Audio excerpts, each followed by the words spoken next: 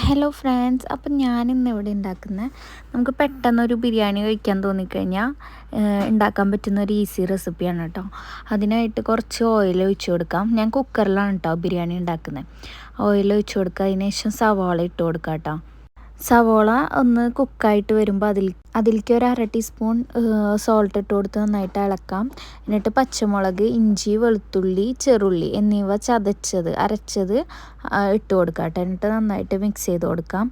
ഒരു 2 തക്കാളി അരിഞ്ഞാണ് കേട്ടോ ഞാൻ അവിടെ ചേർക്കുന്നത്. എന്നിട്ട് നന്നായിട്ട് മിക്സ് ചെയ്ത് കൊടുക്കാം കേട്ടോ. അതിലേക്ക് മുളക് പൊടി, മഞ്ഞൾപ്പൊടി, ഗരം മസാല, കുരുമുളക് പൊടികൾ ചേർക്കുമ്പോൾ നമ്മൾ സ്റ്റൗവ് സ്ലോയിൽ ഇട്ടിട്ട് വേണം കേട്ടോ ചേർത്ത് കൊടുക്കാൻ.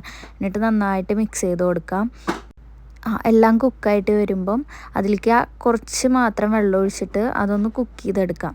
അതിലേക്ക് കറിവേപ്പില ചേർത്ത് കൊടുക്കാം കേട്ടോ. മല്ലിച്ചപ്പ് ഉണ്ടെങ്കിൽ ചേർത്ത് കൊടുക്കാം, ഞാനിവിടെ ചേർക്കുന്നില്ല. 2 കപ്പ് റൈസാണ് എടുത്തിട്ടുള്ളത്. അതിലേക്ക് 3 കപ്പ് വെള്ളമാണ് കേട്ടോ ഞാനിവിടെ ഒഴിച്ചു കൊടുക്കുന്നത്.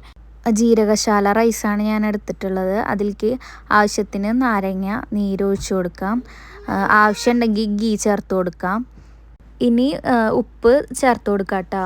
വെള്ളത്തിൽ കുതിർത്തെടുത്ത ജീരകശാല റൈസ് അതിലേക്ക് ഇട്ട് കൊടുക്കാം കേട്ടോ നമുക്ക്. എന്നിട്ട് എല്ലാം കൂടി നന്നായിട്ട് മിക്സ് ചെയ്യുക കേട്ടോ. അതിനുശേഷം കുക്കർ അടച്ച് ഒരു വിസിലായി കഴിഞ്ഞാൽ നമുക്ക് ഓഫ് ചെയ്യാം. അപ്പോൾ നമ്മുടെ ബിരിയാണി റെഡി ആയിട്ടുണ്ടാവും കേട്ടോ. ഈ റെസിപ്പി എല്ലാവരും ട്രൈ ചെയ്ത് നോക്കണേ. ഇപ്പോൾ ഇഷ്ടപ്പെട്ട് കഴിഞ്ഞാൽ ചാനൽ സബ്സ്ക്രൈബ് ചെയ്യാൻ മറക്കല്ലേ. അപ്പോൾ നെക്സ്റ്റ് വീഡിയോയിൽ കാണാം. ബൈ.